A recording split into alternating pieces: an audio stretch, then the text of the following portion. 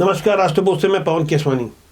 बीती 10 दिसंबर को मानव अधिकार दिवस वाले दिन छत्तीसगढ़ में विष्णुदेव साय को जब मुख्यमंत्री घोषित किया गया था, तब लगा कि 4 बार के सांसद हैं, 3 बार के विधायक हैं, इसलिए उनका नाम तो पहले से चल भी रहा था।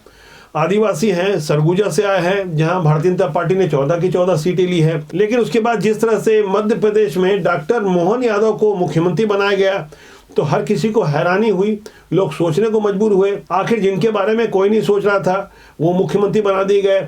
और उसके बाद राजस्थान में तो हैरानी की सीमा ही नहीं रही, जहां पहली बार भारतीय जनता पार्टी के विधायक बने भजन लाल शर्मा मुख्यमंत्री बना दिए गए। ऐसे ही हैरानी भरे निर्णय के कारण अब छत्तीसगढ़ में जो मंत्रिमंडल का विस्तार होने जा रहा है, कौतूहल के बीच एक नई बहस छिड़ गई है। क्योंकि छत्तीसगढ़ में 15 साल मुख्यमंत्री रहे डॉक्टर रमन सिंह के मंत्रिमंडल में शामिल रहे 16 मंत्रियों को टिकट दी गई थी, जिसमें 11 चुन करके आ गए। 4 सांसदों को टिकट दी गई थी, जिसमें 3 चुन करके आ गए। जबकि मंत्रिमंडल विस्तार से पहले 2 उप मुख्यमंत्री बना दिए गए। इस तरह से 3 का कोटा तो हो गया, अब संख्या बची 10 की, क्योंकि छत्तीसगढ़ में नियमानुसार 13 से ज्यादा मंत्री नहीं बनाए जा सकते, क्योंकि किसी भी विधानसभा में 15% से ज्यादा मंत्री नहीं बनाए जा सकते।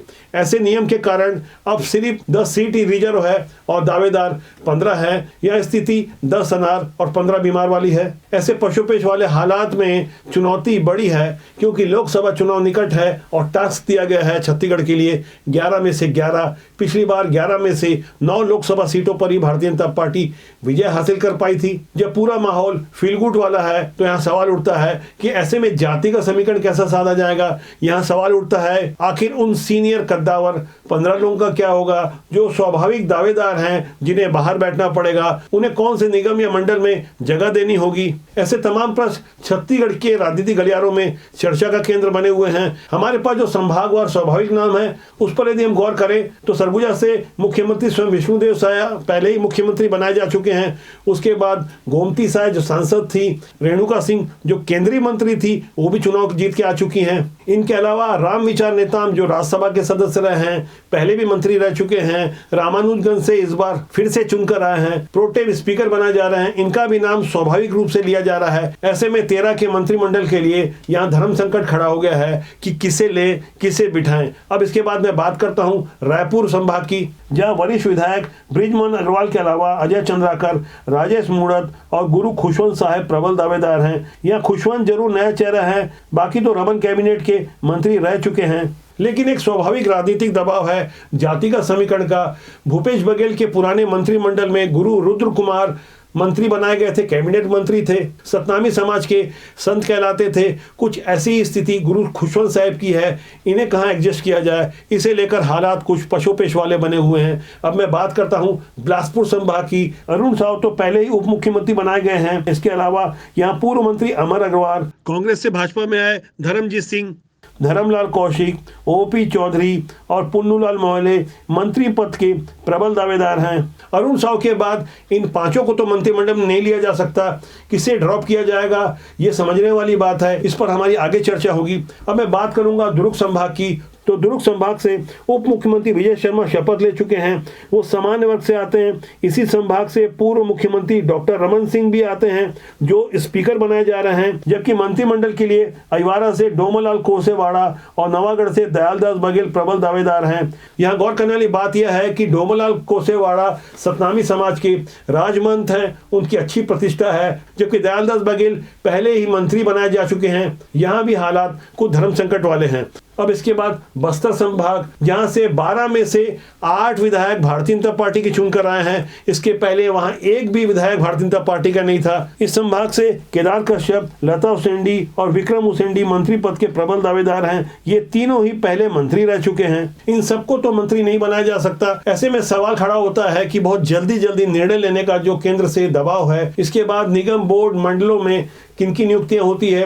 कुछ आयोग को छोड़कर सारी ही नियुक्तियों को रद्द कर दिया गया है, हटा दिया गया है। हालांकि कांग्रेस के कुछ बचे खुचे स्वाभिमानियों ने पहले ही इस्तीफा दे दिया था। लेकिन अब जिस तरह से विष्णुदेव साय कैबिनेट की ओर से जल्दी जल्दी फैसले लिए जा रहे हैं, जिस तरह से निर्णय लिए जा रहे हैं, वह समझने वाली बात यह है कि 18 लाख गरीबों के पीएम आवास के लिए जो तैयारियां कम समय में की जानी है, इस तरह के कुछ और बड़े निर्णय को अमली जमा पहनाना है, उसके लिए कौन सी योजनाएं तैयार की जा रही है, इसके साथ कुछ बड़े घोटाले और घपलों की जब फाइलें खुलेगी तो बवाल तो मचेगा ही। फिलहाल हम पुराने वाले मुख्यमंत्री भूपेश बघेल की एक झलक देखते हैं, किस तरह से सत्ता के नशे में चूर होकर वो घमंड से कह रहे थे कि जब नाम प्रधानमंत्री का लगा हो तो गरीबों की हित की चिंता हम क्यों करेंगे, भले ही पीएम आवास के लिए हमें 40% देना हो, केंद्र को 60 देना हो, फिर भी हम गरीबों के हित में अपनी राजनीति रोटियां सेकेंगे। तो सर प्रधानमंत्री के नाम से योजना है तो 60-40 क्यों? तो 90-10 होना चाहिए, 100% होना चाहिए प्रधानमंत्री के नाम से। प्रधानमंत्री आवास योजना है, पहले तो इंदिरा आवास था, उसको नाम बदल दिए, प्रधानमंत्री आवास हो गया, उसमें भी अब 60-40 का रेशियो, तो पूरा देना।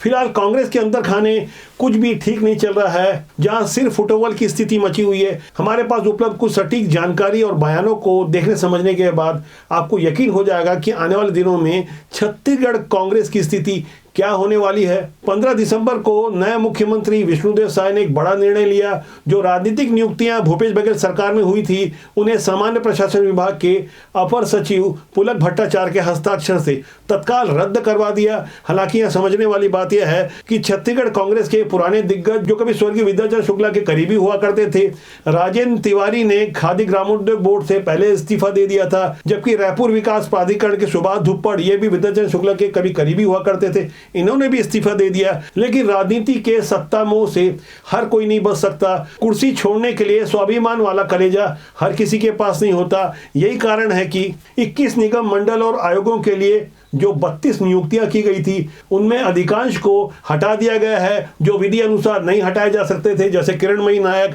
उनकी नियुक्ति बीते जुलाई को ही आगे एक्सटेंड की गई थी, वो महिला आयोग की अध्यक्ष हैं। इसी तरह से अल्पसंख्यक आयोग के अध्यक्ष महेंद्र छाबड़ा, जिनकी नियुक्ति अभी 1 साल बची है। आयोगों की ऐसी नियुक्तियां का कार्यकाल 2 साल होता है। इन्हें हटाने के लिए कुछ नए जतन करने पड़ेंगे। लेकिन ऐसे नेताओं को सोचना चाहिए, यदि उनमें कुछ नैतिकता हो तो उन्हें खुद इस्तीफा दे देना चाहिए, क्योंकि ऐसी नियुक्तियां राजनीतिक कारणों से हुई थी। अभी भारतीय जनता पार्टी की छत्तीसगढ़ में सरकार अब बन चुकी है, बावजूद इसके नियम कायदे कानून बताकर यदि वो पद में जमे रहते हैं तो जाहिर तौर पर टकराव बढ़ेगा। किसी न किसी तरह सरकार उन्हें उनके पद से हटाने की कोशिश करेगी, और यदि वो पद में बने रहे तो स्वाभाविक रूप से उनकी अपनी पार्टी में उनका कहीं ना कहीं विरोध होगा। ऐसे ही विरोध की एक तस्वीर मैं आपको दिखा रहा हूं। कांग्रेस के पूर्व विधायक विनय जायसवाल जो खुलकर बागी हो चुके हैं, ऐसे ही कई और पुराने विधायक जो अपनी पार्टी के विरुद्ध बगावत का झंडा बुलंद कर चुके हैं, वो खुल्लम खुल्ला आरोप लगा रहे हैं कि टिकट वितरण और दूसरे मामलों के लिए चंदन कुमार जो सह-प्रभारी थे छत्तीसगढ़ में, शैलजा कुमार के बाद इनका नंबर आता था, वो पैसे ले रहे थे। उन्होंने विधायकों से अवैध उगाही की थी। तो चंदन यादव को तो अभी भी हम बोल रहे हैं कि जो आदमी आके यहाँ तहस नहस करके गए, यहाँ पर पूरे विधायकों को डराने का काम, उनसे पैसा उगाही करने का काम, उन लोगों को नोटिस नहीं, उनका निष्कासन नहीं। और जिन लोगों ने पार्टी के लिए काम किया, पार्टी को मजबूती दिया, और टीएस सिंहदेव जी को नोटिस मिलना चाहिए। जो व्यक्ति ये बोल रहा है कि 32 में से 12 वादे भी पूरे नहीं हुए, आवास का काम नहीं हुआ, जिन्होंने लगातार कांग्रेस पार्टी को कमजोर करने का काम किया है अपने वक्तव्यों से, अपने बयानों से, उनको नोटिस क्यों नहीं? क्योंकि वो टीएस सिंहदेव हैं। बृहस्पति सिंह को इसलिए नोटिस कि वो आदिवासी है, विनय जायसवाल को नोटिस इसलिए कि वो पिछड़ा वर्ग का है। कांग्रेस के अंदर मचे सिर फटोवल की असली तस्वीर 19 दिसंबर को देखने को मिल सकती है, जहां 2023 के शीतकालीन सत्र की शुरुआत हो रही है। कांग्रेस के सामने चुनौती है कि नेता प्रतिपक्ष किसे बनाया जाए। इस बारे में उप मुख्यमंत्री विजय शर्मा ने कुछ इस तरह से जानकारी दी। आदरणीय मुख्यमंत्री जी ने कैबिनेट की बैठक में इस विषय को लाया है। उन्होंने कहा है कि 19, 20 और 21 को विधानसभा का सत्र रखा जाए, उसमें प्रोटेम स्पीकर पहले और फिर शपथ ग्रहण और अभिभाषण सब कुछ विधिवत वैसे ही हो। धर्मनगरी कवर्धा से मोहम्मद अकबर को करीब 40,000 वोटों से हराकर विधानसभा पहुंचे और उप मुख्यमंत्री बनाए गए विजय शर्मा मौजूदा समय में छत्तीसगढ़ की राजनीति का एक हिंदूवादी चेहरा बने हुए हैं। उन्होंने लगातार भगवत ध्वज के अपमान के बाद जिस तरह से आंदोलन में अपनी सहभागिता दी, युवा मोर्चा के अध्यक्ष रहते हुए पूरे छत्तीसगढ़ में जिस तरह से अपनी युवाओं के बीच एक अलग फॉलोइंग तैयार कराई, जिस तरह से उन्हें युवाओं का समर्थन मिल रहा है, इससे कम से कम छत्तीसगढ़ की राजनीति में तो उनका भविष्य बहुत मजबूत और उज्जवल नजर आता है। छत्तीसगढ़ के मंत्रिमंडल के विस्तार को लेकर अभी भी असमंजस वाले हालात हैं। हालांकि आधिकारिक रूप से कोई सूचना नहीं दी गई। पहले दावा किया जा रहा था कि 16 दिसंबर को शाम 4 बजे से खड़मास लग जाएगा, इसलिए ये नियुक्ति 16 दिसंबर को 4 बजे से पहले कर दी जाएगी। लेकिन उप मुख्यमंत्री अरुण साव ने इस बारे में मीडिया से बात की और अपनी सरकार का पक्ष रखा। देखिए, बहुत जल्दी हम विधानसभा का सत्र बुलाने वाले हैं और उसकी प्रक्रिया चल रही है। और रही बात मंत्रिमंडल के विस्तार की, तो समय आने पर आपको उसकी जानकारी मिलेगी। छत्तीसगढ़ के बाद जिस तरह से राजस्थान और मध्य प्रदेश के मुख्यमंत्री बनाए गए, उससे ऐसा लगता है कि अब छत्तीसगढ़ के नए मंत्रिमंडल के लिए कुछ भी हो सकता है। यहाँ नए चेहरों को यदि मौका दिया जाएगा तो पुराने चेहरे इसलिए शिकायत नहीं कर पाएंगे क्योंकि सभी के सभी नए चेहरे होंगे। कई पुराने लोग अगर ड्रॉप किए जाते हैं तो आपस में वो ये मान लेंगे कि बाकी पुरानों को भी तो मौका नहीं दिया गया है। कुछ ऐसे ही हालात बन सकते हैं। फिलहाल ये कयास है। राष्ट्र बोर्ड के आपके अपने इस जनमंच के माध्यम से हमारी कोशिश होती है कि राजनीति में सुचिता लाने के लिए अच्छे लोगों को प्रमोट करें, जिससे देश और समाज का भला हो सके। क्योंकि राजनीति बुरी नहीं होती, उसमें काम करने लोग अच्छे या बुरे होते हैं। तो आज के लिए इतना ही। मेरा आपसे आग्रह कि चैनल को देखें, लाइक करें, शेयर करें और सब्सक्राइब करना ना भूलें, जिससे आपका और हमारा साथ ज़्यादा मजबूती से लंबे समय तक बना रहे। नमस्कार।